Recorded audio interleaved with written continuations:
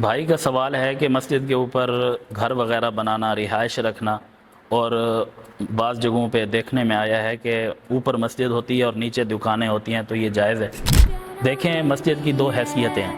ایک، بناتے وقت نیت کی جائے باقاعدہ مسجد کی، تو اس کے اوپر تو رہائش رکھنا اور تعمیرات کرنا وہ مکروہ ہے، جائز نہیں ہے۔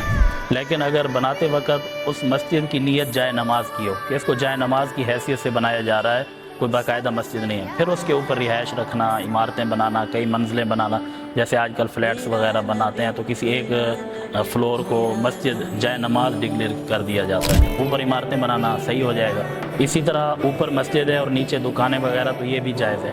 مسجد کے نیچے جو ہے نا وہ عمارتیں بنائی جا سکتی ہیں، مسجد کے اوپر نہیں بنائی جا سکتی۔